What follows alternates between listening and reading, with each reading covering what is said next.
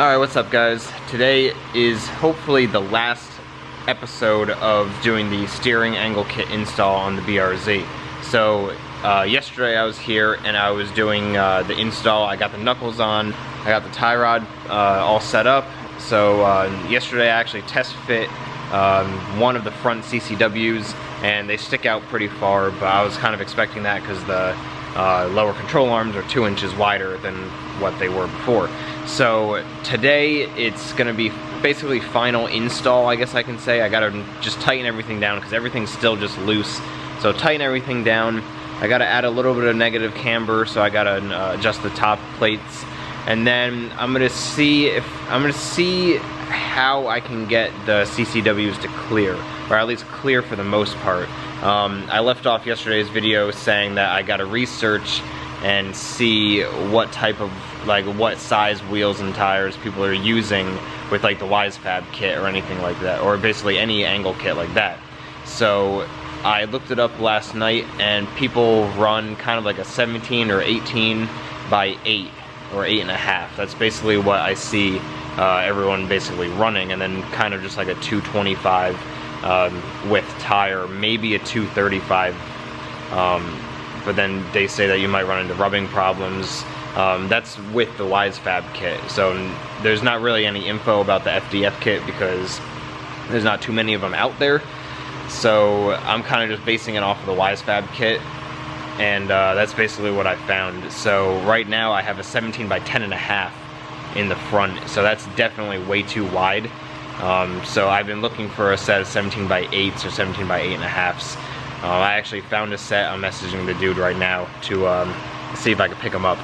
But for now, like I said yesterday in the video, if I can get the CCWs to clear, like, for the most part, then any other wheel and tire that I decide to use, it'll definitely fit on that. So if I could get the CCW to kind of clear for the most part, just so I could daily drive, use these wheels. I don't want to get rid of these wheels, so if I could make them work for the most part, then I'll be happy.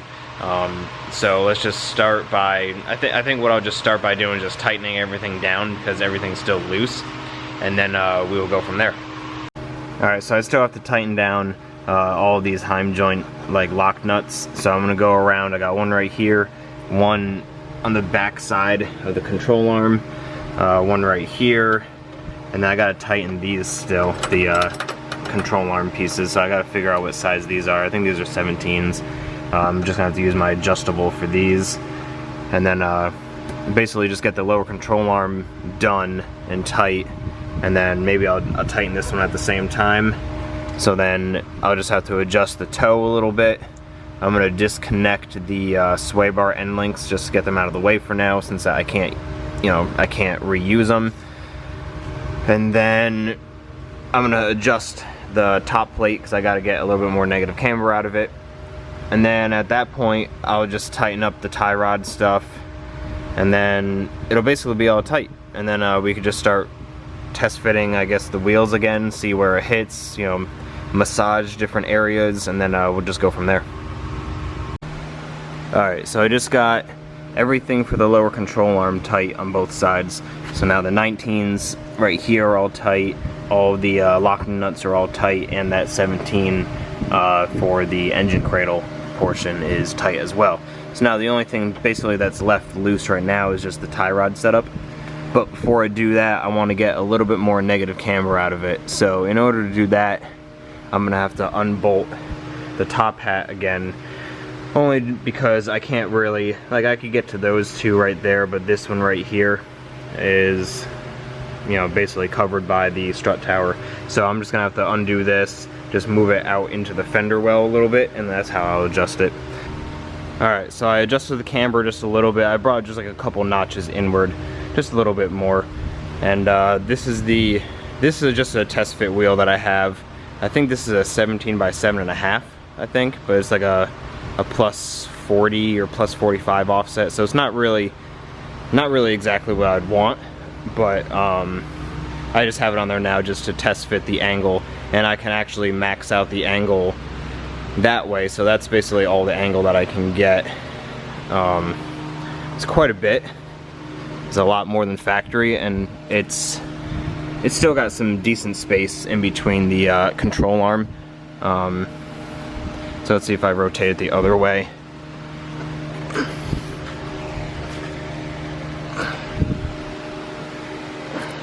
So this is the other way. I feel like it could still go more. I don't know what it's kind of like stopping on, or if I just can't turn the wheel all the way just because I'm not using the steering wheel. Let's check the other side. Yeah, and then this side is this side's turning as well. I feel like I should be able to get more. I don't know if I'm just stuck on something. There we go. I had to let go of the camera for a second. It was just that trying to turn the wheel by hand, I wasn't able to get it all the way. Using the steering wheel, I was able to turn it. So that'll basically be the angle. Now that's a whole lot more than factory. So now basically what I'll probably do is that I'm gonna put probably the brakes back together.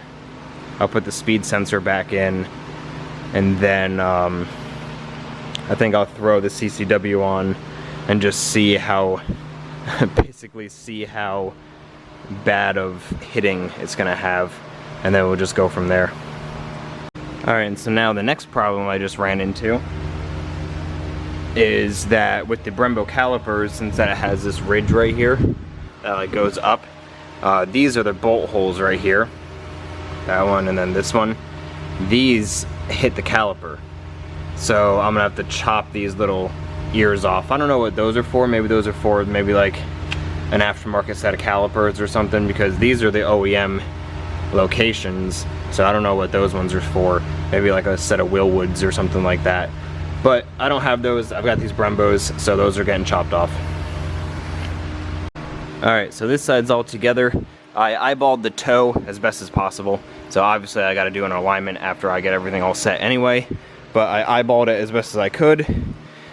This side I'll show you what I had to modify for the calipers. So these little extra caliper ears, I don't know if this one went here or not, but it basically went like that. It had like an extra spot for like a different caliper or something. So I had to chop those off in order to fit the Brembos on there. So now both the things are chopped off. I can throw the rotor on this side, throw the caliper on, and then just eyeball the toe again on this side. And then we're basically all set. Alright, so now I got this side back together. Everything's tight. I eyeballed the toe adjustment just like the other side. I changed the camber to match the other side now. So basically, I think what I'm going to do is throw the CCWs on, and basically maybe I'll try and put the jack underneath the control arm to try and just get the suspension to basically go where it's supposed to, like when it's under weight. And then I'll see how the angle is, see where it starts touching. I know for a fact it's going to start touching right here.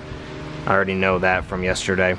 But from yesterday, what I noticed too is that it's going to start contacting like this area as well. So it's going to be a lot of, I guess I'll say, adjustments. But for the most part, if I could just get the CCWs fit for like daily use, as in like not using all the angle, then that'll be fine.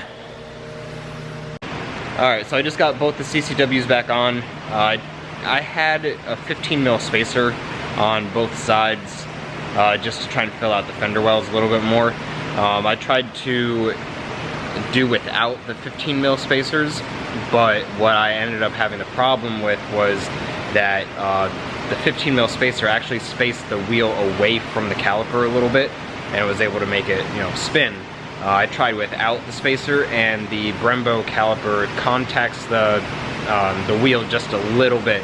So I just need like a 5mm spacer, and the CCW will clear the Brembo with no problem.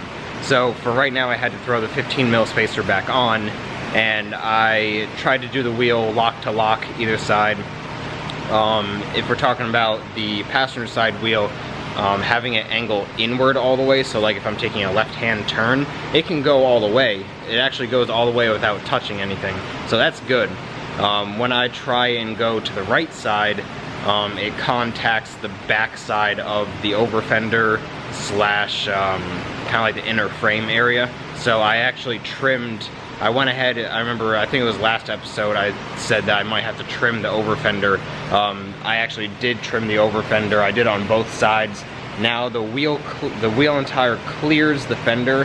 Now it contacts that inner frame piece. So I already have that chopped back as far as I can go, because when I went wide body I chopped it off. So actually, you know what, let me just show you. It'll be easier if I just show you.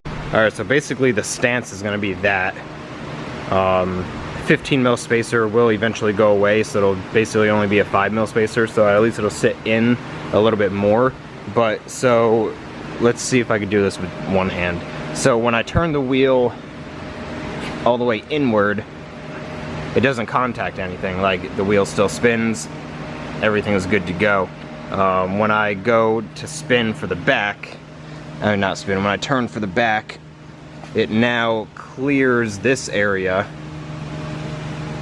and it tucks in, but then it starts contacting that inner frame piece, basically that piece right here.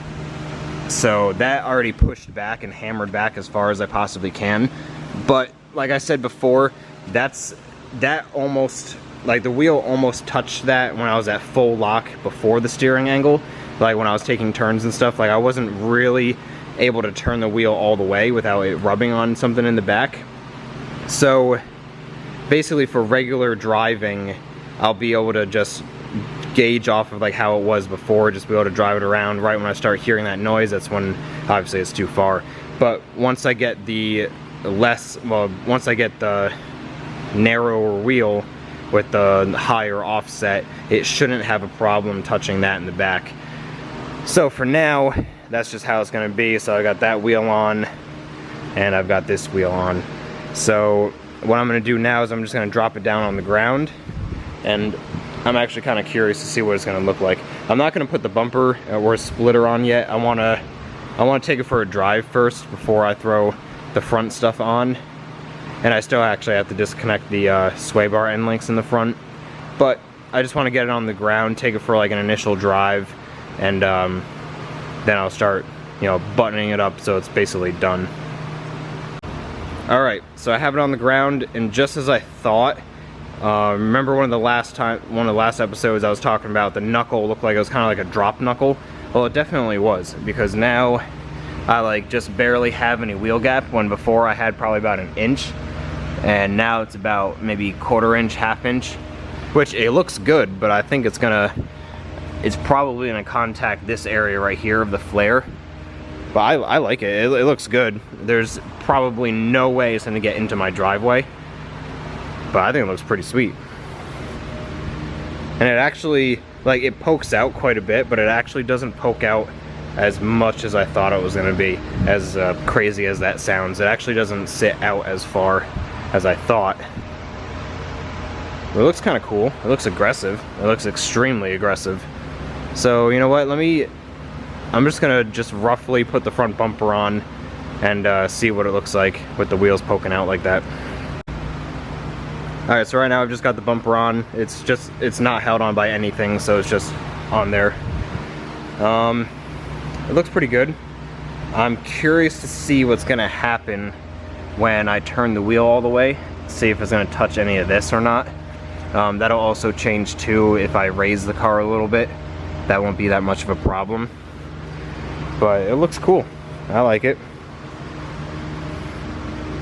Same on this side. It definitely needs an alignment because my steering wheel is straight right now. That wheel's towed in a little bit. What about this one? Yeah, that one's towed in actually quite a bit. So yeah, I'm definitely gonna need an alignment. Once I lift the car up just a little bit, I'm probably gonna do like another quarter, half inch of wheel gap. That'll be another day. And then I gotta find some other wheels. Alright, so I'm gonna say that's a wrap for today. I got a lot more done. I'm actually really happy with how it came out. it's gonna be kind of like a continuous battle, I guess I'll say, of how much lock I can get before it rubs. I really need to find like my designated drift, like my designated front drift wheels in order to really like fine tune everything, because I can't really go off of those CCWs because I'm not gonna be able to use those while drifting, because I already showed you they will rub in the back. But and then all the other wheels I have aren't the right size that I want, so I'm gonna have to find another set of wheels before I can actually. I want to throw those other, like the drift wheels on when I go to do an alignment, so then my alignment specs are in the specs that I want while I'm using those wheels. Alright, so for now that is a wrap. Thank you so much for watching. Don't forget to subscribe, like the video, and I'll see you next time. See ya.